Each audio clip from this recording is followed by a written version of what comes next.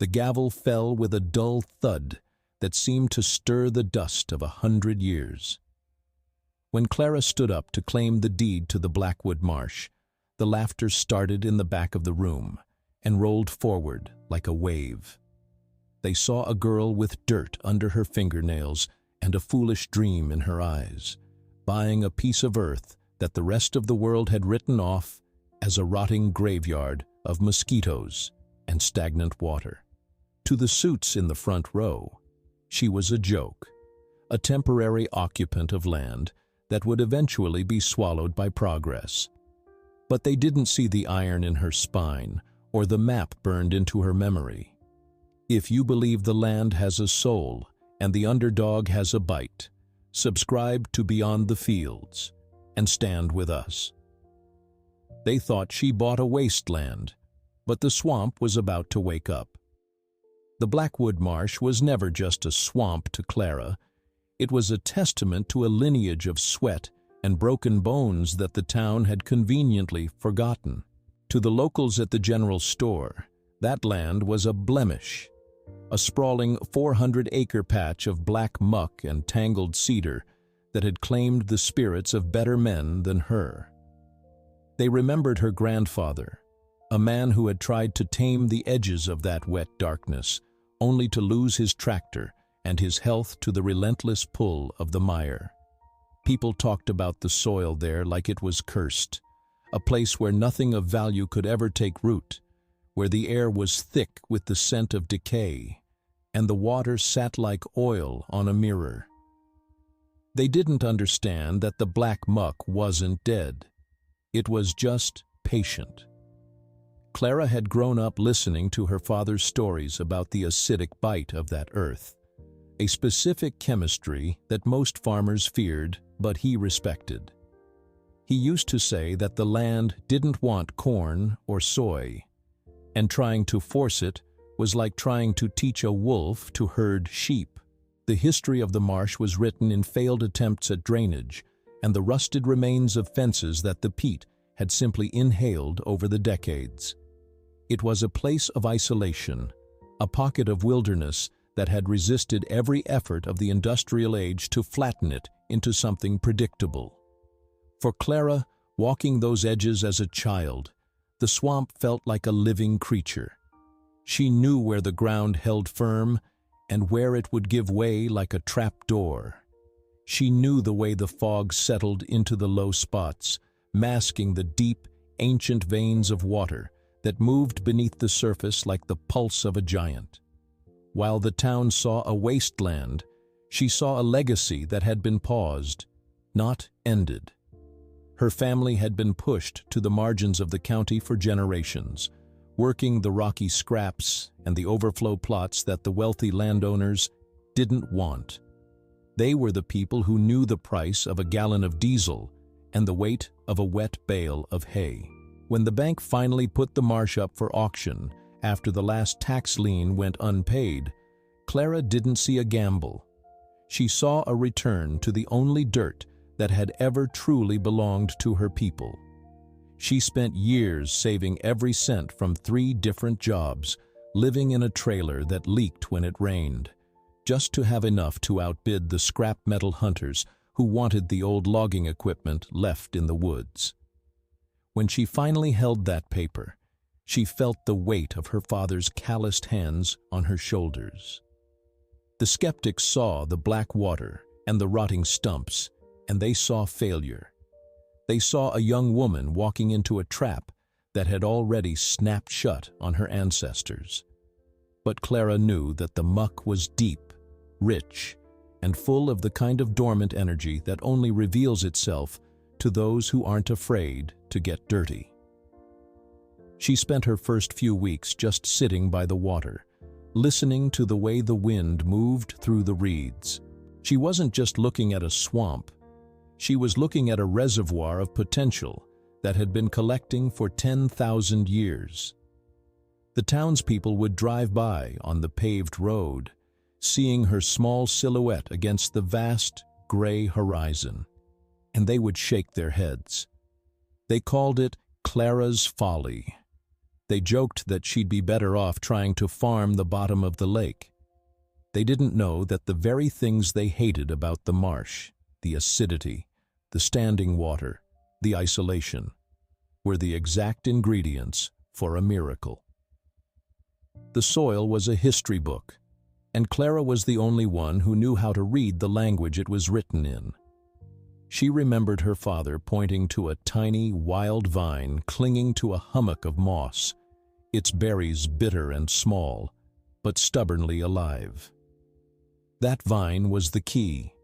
It proved that the land wanted to give, but it would only give on its own terms. The struggle of her family hadn't been a warning. It had been a map. Every failed ditch and every sunken post was a lesson in where the water wanted to go. While the rest of the world looked for land that was easy, Clara was embracing the difficult, the dark, and the forgotten. She began her work not with a plow, but with a shovel and a pair of boots that never truly dried out. She was digging back into a history that the town had tried to bury, finding the roots of her own identity in the very muck they despised. While Clara was sinking her boots into the mire, a different kind of predator was watching from the heights of the hill overlooking the valley. Sterling Vance didn't see land as soil. He saw it as a canvas for his own ego. As the CEO of Vance Premier Developments, he had built his fortune by turning quiet landscapes into loud, expensive playgrounds for people who didn't know the difference between a hayfield and a fairway. Vance had his eyes on the ridge bordering the Blackwood Marsh, envisioning a luxury golf course and a gated community called the Emerald Heights. To him, the marsh was an eyesore, a mosquito breeding ground that lowered the property value of his planned paradise. But more importantly, he needed the water. A golf course in the middle of a dry summer is an thirsty beast, and the aquifer beneath the marsh was the only reliable source for miles. He had assumed he could buy the land for pennies when it went to auction, but then Clara had stepped in. He didn't see her as an obstacle. He saw her as an amusement. At the local Chamber of Commerce meeting, Vance made it a point to seek her out, his polished Italian leather shoes a sharp contrast to her work-worn boots.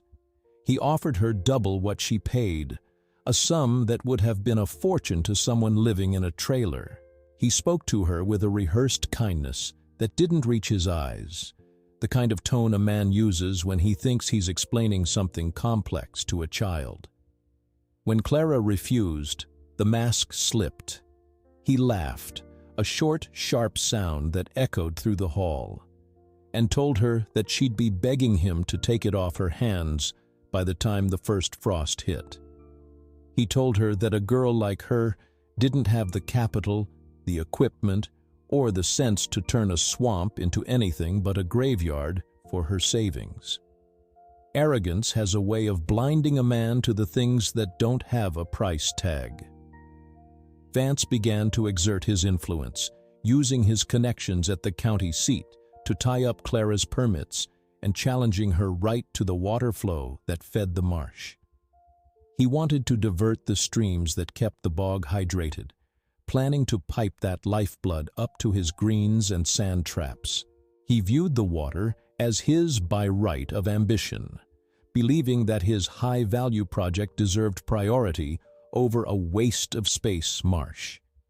He didn't just want the land, he wanted to humiliate the girl who had dared to say no to him.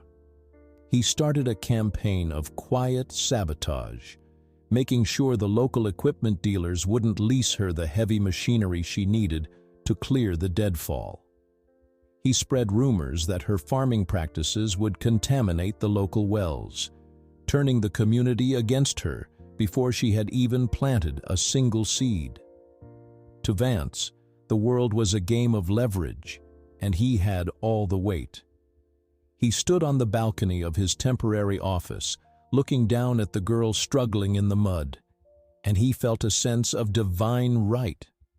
He represented the future, sleek, controlled, and profitable. She represented a past that was better left to rot.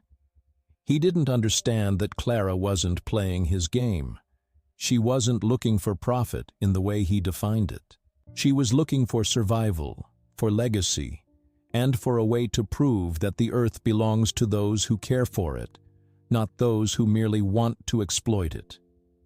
Vance's arrogance was his foundation, but it was built on the same kind of unstable ground he so deeply despised.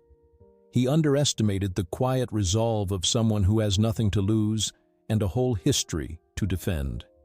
He thought he could starve her out by cutting off her resources, but he forgot that the marsh itself was a resource. Every time he blocked a permit or denied a request, he only fueled the fire in Clara's belly. She watched him from the lowlands, a silhouette of power and greed on the hill, and she realized that the fight wasn't just about berries anymore. It was about the soul of the county.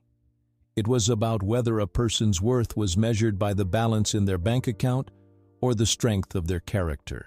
Vance was the high price of arrogance personified, a man who thought he could buy the rain and fence in the wind. He didn't see the storm gathering in the valley, and he certainly didn't see the girl in the mud as a threat. He was so focused on his mountain of gold that he didn't notice the ground beneath him was starting to shift. The months that followed were a testament to the sheer grinding endurance of the human spirit. While Sterling Vance was filing injunctions and hosting cocktail parties to lure in investors, Clara was engaged in a brutal physical war with the land itself. The clearing of the Blackwood Marsh was not a job for a single person, but Clara made it one. She spent her days hip-deep in the freezing black water, using a hand winch and a rusty chainsaw to drag out the ancient waterlogged cedar stumps that stood in the way of her vision.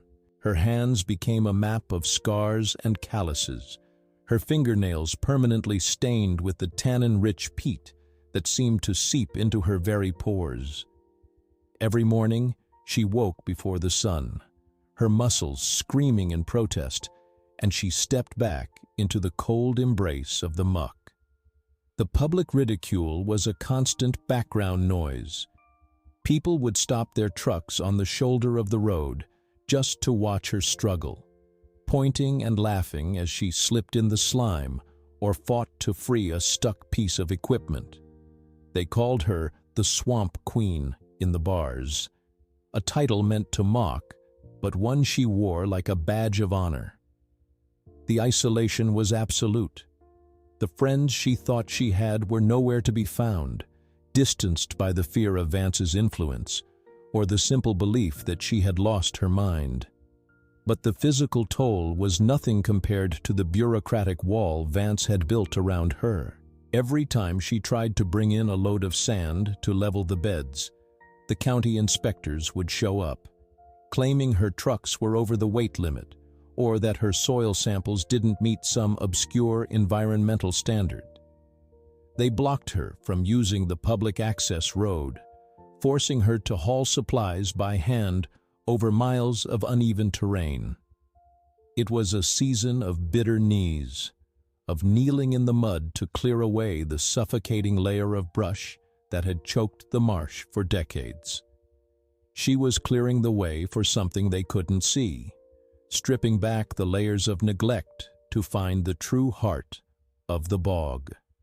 She worked through the spring rains that turned the marsh into a lake, and through the humid summer heat that brought clouds of biting flies that drew blood from her neck and arms. She didn't have the luxury of expensive drainage systems or laser-leveled fields. She had a spirit level, a length of hose, and the intuition she had inherited from her father. She learned to read the slope of the land by the way the water moved after a storm. She spent her nights by the light of a single kerosene lamp, studying old geological surveys and the hand-drawn notes her grandfather had left behind. She was looking for the veins, the natural underground channels that fed the marsh from the hills above. Vance thought he could starve her by diverting the surface streams, but he didn't realize the real power of the Blackwood was hidden deep underground. Clara's exhaustion was a heavy cloak, but underneath it, she felt a growing sense of clarity. The more the world pushed against her, the more the land seemed to open up to her. She found things in the muck, old glass bottles, rusted iron tools, and the resilient vines of the wild cranberries that had survived the darkness. She took those wild vines and began to cultivate them, nursing them in small pots in her trailer until they were strong enough to be transplanted into the cleared beds. She was building a fortress, one shovelful at a time. The corporation's attempts to block her only made her more resourceful. When they denied her electricity for a pump, she rigged a gravity-fed system using old pipes she salvaged from a scrapyard. When they blocked her water rights, she dug deeper into the history of the land's original deeds, finding ancient easements that the modern developers had overlooked in their haste. She was a ghost in the marsh, a shadow moving through the mist, doing the work that no one else was willing to do. The ridicule started to lose its sting, replaced by a quiet, grudging respect from the old-timers who remembered what real work looked like. They saw the way she carried herself, the way she didn't break even when the world was trying to crush her. They began to see that she wasn't just farming, she was reclaiming. The season of bitter knees was the crucible that forged her, turning a girl with a dream into a woman with a purpose. She was no longer just an underdog, she was a force of nature, as stubborn and unyielding as the very muck she stood in. As the first hints of autumn began to cool the air, the town noticed a change in the marsh, though they couldn't quite put their finger on it. The chaotic tangle of brush was gone, replaced by perfectly leveled, rectangular beds of sand and peat, organized with a precision that seemed impossible for one person to achieve. But the real work was happening beneath the surface, in the dark hours of the night, when the only witnesses were the owls and the rising moon. Clara knew that Vance's luxury golf course was nearing completion on the ridge above.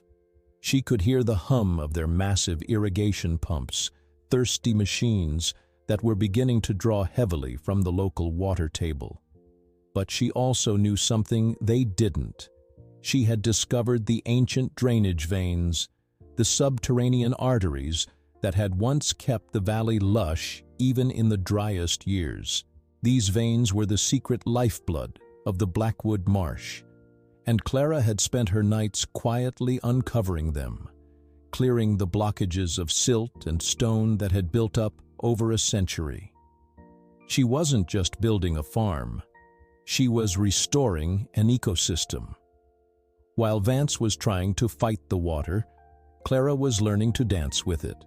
She installed a series of wooden flumes and hand-operated gates, a low-tech irrigation system that relied on gravity and the natural pressure of the underground springs.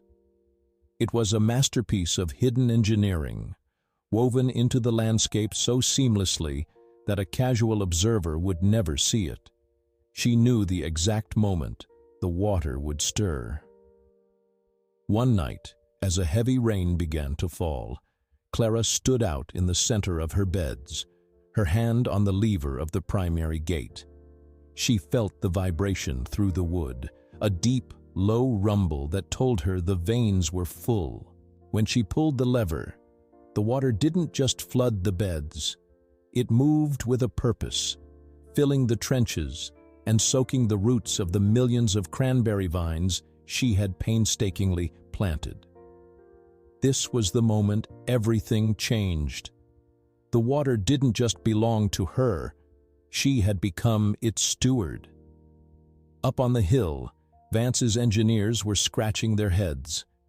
Despite their high-powered pumps and state-of-the-art technology, the water level in their reservoirs was dropping.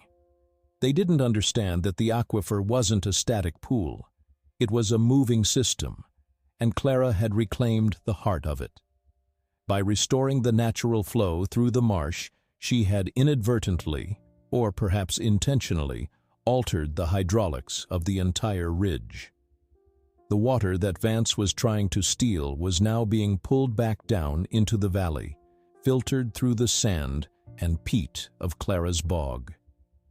It was a silent, invisible victory. Clara watched from the darkness as the lights of the construction site on the hill flickered and dimmed, their pumps groaning under the strain of trying to pull water that wasn't there. She felt no malice, and only a profound sense of rightness. The land was taking back what belonged to it.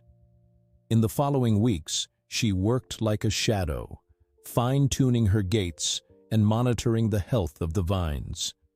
The secret knowledge of the veins gave her a power that no amount of corporate money could buy. She knew the temperature of the water at different depths, the way the minerals in the peat would react to the sudden influx of oxygen, and the precise timing needed to keep the berries from freezing. The town saw the water rising in the marsh and thought she was finally being flooded out, that the swamp was claiming its final revenge on the girl who tried to tame it. They didn't see that she was the one holding the reins. The night the water stirred was the night the power dynamic shifted. For good, Vance was still operating on the surface, dealing in contracts and appearances, but Clara was operating in the depths, dealing in reality. She was prepared for the harvest, her secret system ready to perform a feat that would leave the entire county breathless. The arrogance of the wealthy had led them to believe they could control the very elements, but Clara had proven that the elements only answer to those who understand their true nature. The stage was set, the vines were heavy with potential, and the water was waiting for her command. The morning of the harvest arrived with a frost that turned the world into a cathedral of silver and glass. In the town, the air was thick with the news that Sterling Vance's Emerald Heights was in crisis. His greens were turning brown, his reservoirs were bone dry, and the investors were starting to smell failure. But in the valley, a different kind of miracle was unfolding. Clara stood at the edge of the marsh, her hand on the wheel of the main floodgate. With a steady turn, she released the held-back waters of the underground springs. The beds began to fill, the water rising slowly, inch by inch, through the tangled vines. And then it happened. Millions of tiny, air-filled pockets inside the cranberries acted like life jackets, and the berries detached from their stems, rising to the surface in a spectacular, roiling carpet of deep, crimson red. The gray, desolate swamp was suddenly transformed into a sea of red gold, a vibrant, shocking burst of color that could be seen for miles. It was a harvest like nothing the county had ever witnessed. The sight was so incredible that people pulled over on the road, not to laugh this time, but to stare in absolute silence. The sheer scale of the success was undeniable. Clara, dressed in her waders, moved through the water with a wooden rake, corralling the floating treasure into a brilliant, swirling vortex.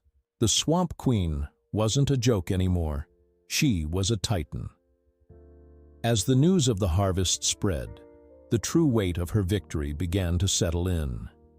Vance, desperate to save his failing project, sent his lawyers down to the marsh to demand she release the water.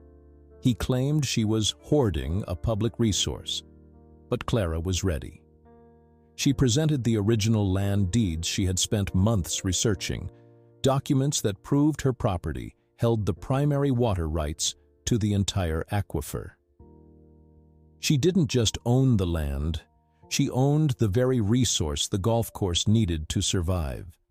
The developers had built their luxury dream on a foundation of sand, and Clara held the only thing that could keep it from blowing away. The irony was a bitter pill for Vance to swallow. He had spent a fortune trying to buy her out and shut her down, only to find himself in a position where he had to beg her for the right to exist. The value of her cranberry crop was astronomical. The high-quality, organic berries were in massive demand, and she had already secured contracts with national distributors who were eager for a story of resilience and purity. But her true wealth wasn't in the berries. It was in the leverage she now held over the people who had mocked her. She had the power to shut down the golf course with a single turn of a valve. The harvest of red gold was a physical manifestation of her grit and patience. It was the soil's way of rewarding the only person who had ever truly seen its worth. The developers tried to offer her millions, desperate now to buy the water rights she had protected with her own sweat. Clara listened to their offers with a calm, weathered face, the same face they had laughed at only a year before. She didn't need their money. The land was providing everything she needed. She had built a sustainable, thriving business that would last for generations, while their luxury development was nothing more than a monument to vanity that was already starting to crumble. The sight of the crimson berries floating on the black water was a message to everyone who had doubted her. The earth remembers who cares for it.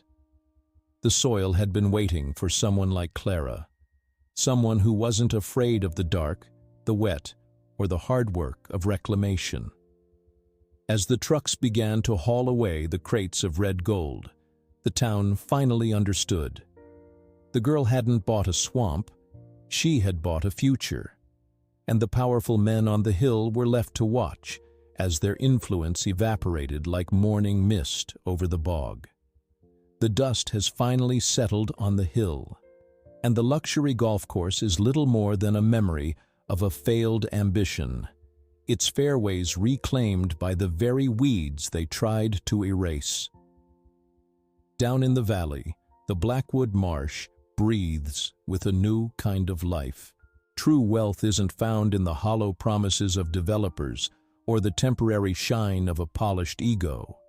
It's grown in the dark, quiet places where grit meets the soil. Clara's farm stands as a living testament to the fact that the earth has a long memory and a profound sense of justice. She didn't just build a business, she restored a balance that had been broken for 100 years. The greedy men who tried to steal her water and mock her dreams are gone, left to choke on the dry dust of their own pride. They learned too late that you can't buy the soul of the land, and you can't break someone who finds their strength in the muck. As the sun sets over the crimson bogs, one thing is certain. The soil remembers everything, and it always pays its debts to those who stay true to the field.